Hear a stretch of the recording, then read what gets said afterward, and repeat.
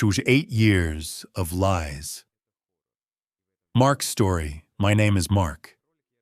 If you'd met me a year ago, you'd think, there's a guy with life dialed in, a loving wife, 2 beautiful children, a cozy house with a yard, a stable job, the classic American dream. But sometimes that dream is nothing more than smoke and mirrors. Elena and I had been together for 11 years, 8 of them married. She was my rock, the smile I woke up to, the person I thought I'd grow old with. I never doubted her. Never. This didn't begin with a door slamming or a kiss from another man.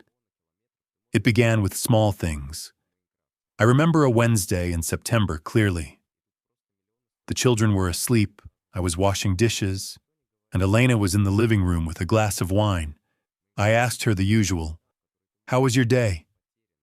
"Fine," she replied, never taking her eyes off her screen. She used to tell me everything.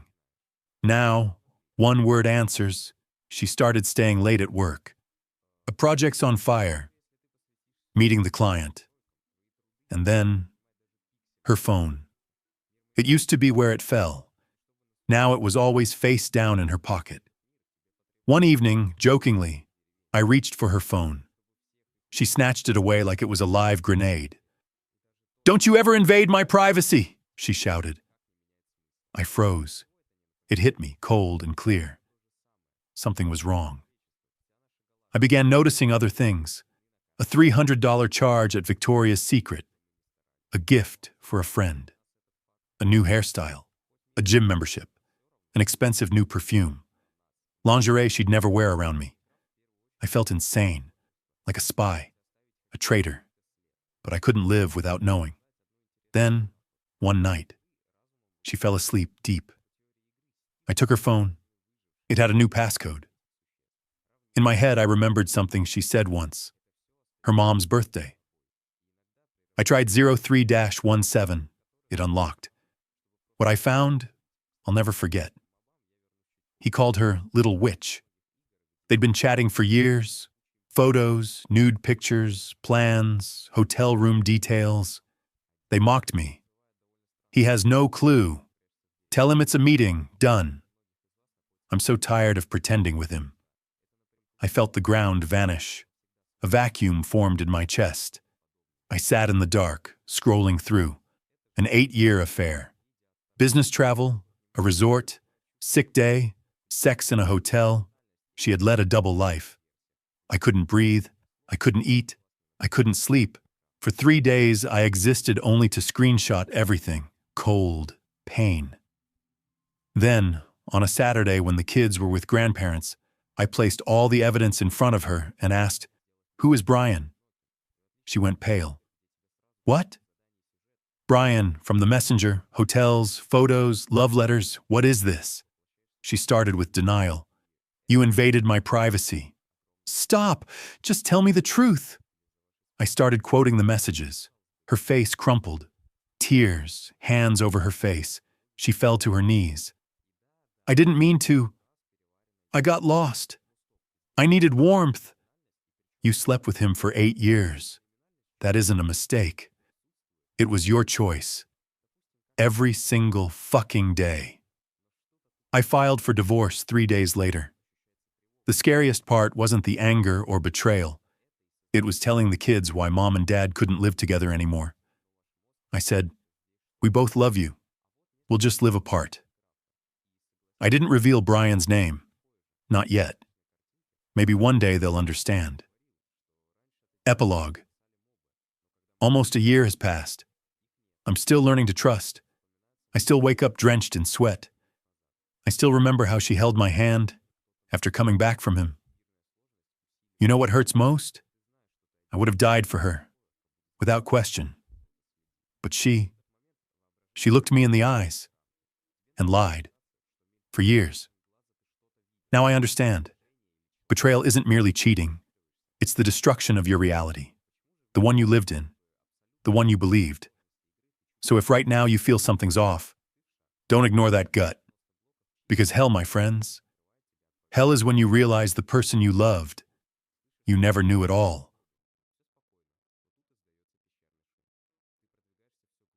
I used to think that the worst thing that could happen in a marriage was falling out of love, that feelings fade, passion becomes routine, and habits replace intimacy.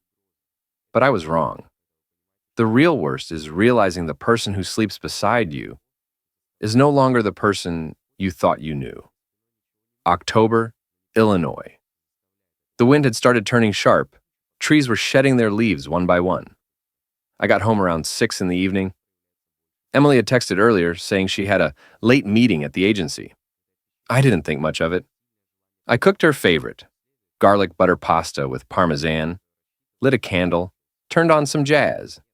Just a little something to brighten the end of her long day. Around 9, I heard the door creak open. "Hey," she said quickly, barely glancing at me. She shrugged off her coat and tossed it over the back of the armchair. Not on the hook like usual. Her hair was perfectly done, makeup untouched, and her smile tight, almost rehearsed. "You're late," I said gently.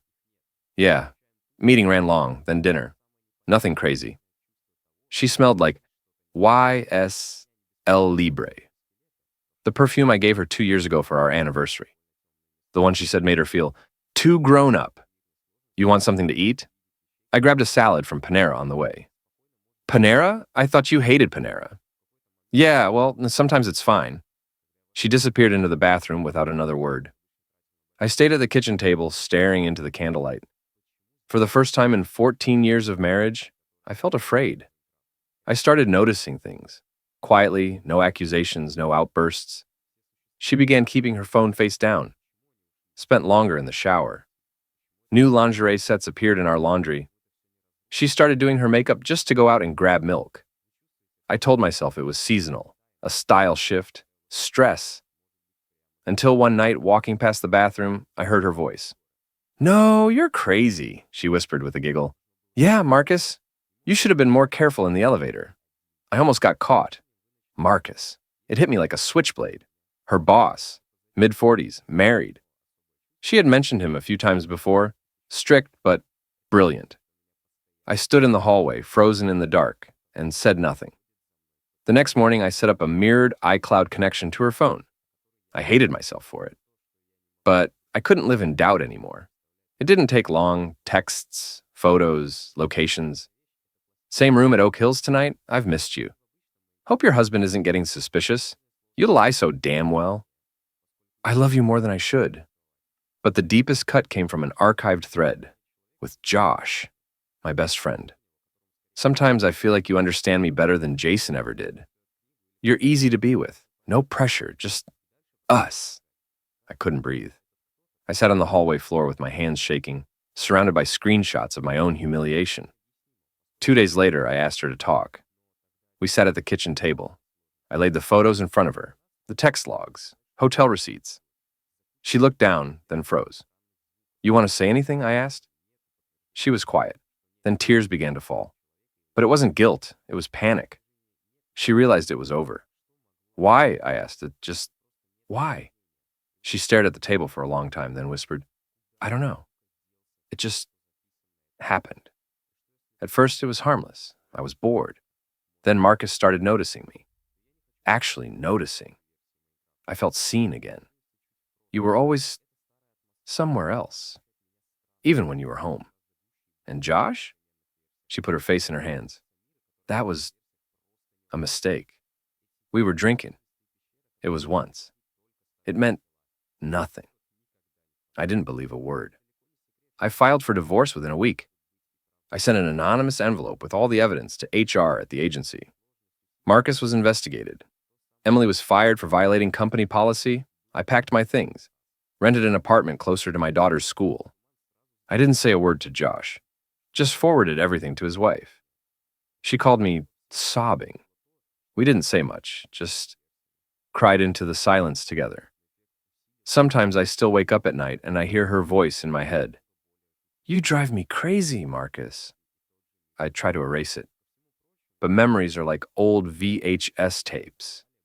Even when you burn them, the smell stays. 3 years have passed. I don't check other people's phones anymore. I don't search for signs. I've learned to breathe again. And yes, I still love the memory of the woman she once was. But I now know the truth. People don't always stay the way you remember them. Sometimes, the person beside you is already someone else. You just haven't noticed it yet.